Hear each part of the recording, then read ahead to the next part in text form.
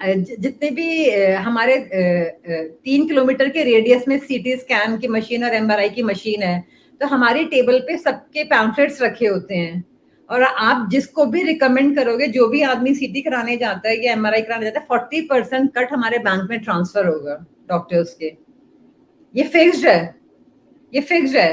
तो वो हमें लालच क्यों दे रहे हैं? मतलब मैंने भी उठाया है, क्योंकि आता था फ्री में, कभी सोचा ही नहीं कि हमें लगता था कि डॉक्टर से कमाई है, वहां से कट आ रहा है।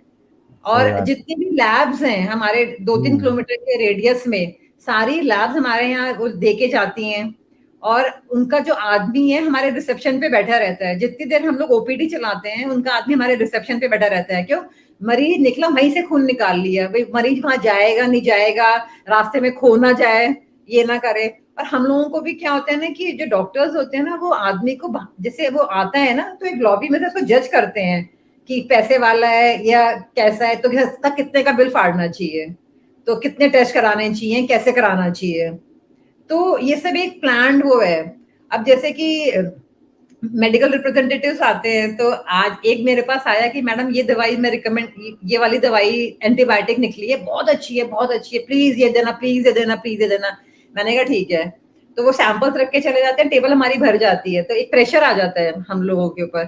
3 दिन बाद वो फिर से आया, तो वो दूसरी दवाई का वो लेके आया। मैंने कहा कि कल तो तू ये वाली दवाई लाया था, ये दवाई क्यों लाया? कहता है मैडम वाली जॉब छोड़ दी मैंने, मैं इनके यहाँ जॉब कर रहा हूँ। अब वो दूसरी एंटीबायोटिक के लिए मेरे को फोर्स कर रहा है, मैडम ये वाली। और आप नोटिस करना कि जो डॉक्टर जो प्रिस्क्रिप्शन देता है, वो दवाइयां उसी के पास से केमिस्ट के यहाँ मिलेंगी। अगर आप अपना वो पर्चा लेके थोड़ा दूर चले जाओगे ना, तो वो मिलेगी नहीं। और केमिस्ट से हमारे पास मंथली चेक आता है। बहुत बढ़िया।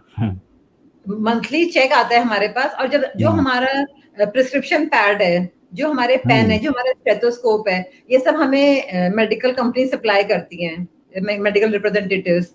और हम हर हफ्ते हमारे पास वो आता है, जो भी इनका रिप्रेजेंटेटिव आता है, और महीने में एक बार बॉस आता है। और वो सीधा ऐसे ही बोलते हैं, मतलब कि मैम क्या लाएं आपके लिए, मैम आपको क्या चाहिए, मैम लेटर हेड चाहिए, स्टेथोस्कोप पुराना हो गया है तो हमें बताइएगा। तो हमें कुछ खरीदना नहीं पड़ता, हमारे पास सब ऑटो सप्लाई होती है। फिर जब समर वेकेशंस आती हैं, तो हम लोगों को 3 दिन का पैकेज मिलता है मसूरी का। जैसे मेरठ में हम लोग थे तो हमें मसूरी का मिलता था। अब जो ऐसे डॉक्टर्स हैं, जैसे साइकेट्रिस्ट हैं, जो ईयरली मेडिकेशन देते हैं, उन लोगों को अब्रॉड के ट्रिप्स मिलते हैं। अच्छा अच्छा। उन लोगों को अब्रॉड के ट्रिप्स ये लोग स्पॉन्सर करते हैं, क्योंकि वो आप मेरे पास आओगे डिप्रेशन के लिए, तो मैं आपको 5 साल दवाई खिलाऊंगी। बहुत बढ़िया। 5-10 साल तो खिलाऊंगी ना दवाई, या लाइफ लॉन्ग। तो उनकी तो दवाई परमानेंट हो गई। तो और दिवाली पे तो हमारा घर भर जाता है, इतने बड़े बड़े गिफ्ट्स आते हैं, है ना। तो ये एक सिस्टम है, एक ट्रैप सा बन गया, जिसमें से जब मेरा दिमाग के ढक्कन खुले, तब मैंने मतलब सोचा, कोरोना में तो इतना तुम बिलीव नहीं करोगे, मतलब लाख लाख रुपए के टेस्ट होते थे, 30-30 हजार रुपए हम लोगों के अकाउंट में ट्रांसफर होता था हर 10वें दिन। अरे बहुत बढ़िया। सीरियसली, मतलब। और मैं बिना प्रूफ के कुछ नहीं बोल रही। अगर कोई मेरे से प्रूफ लेना चाहता है किसी भी चीज का, तो I am open for everything. मैं उन लैब के नाम दे सकती हूँ, उन MRI CT scan machine centre के नाम दे सकती हूँ, जो अपना बैंक अकाउंट दिखा सकती हूँ जहाँ से पैसा ट्रांसफर हुआ है।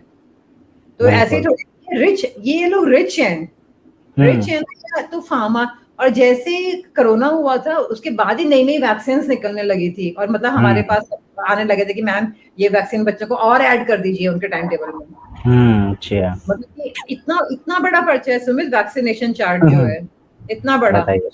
और अब तो मतलब गर्ल्स का ना वो सर्विक्स में भी लगने लगा है, कि उनको जैसे सर्वाइकल कैंसर लेडीज का बहुत ज्यादा, तो वो भी वैक्सीन उन्होंने निकाल दिया। मतलब मेरी फैमिली में भी इवन गर्ल्स ने लगवा रखी है वो वैक्सीन। बताओ। तो पहले तो हम लोगों ने जो वैक्सीन नहीं लिया, तो पहले तो बच्चे, अब आजकल तो मेरे को थैंक्स बोलते हैं, मॉम बचा लिया।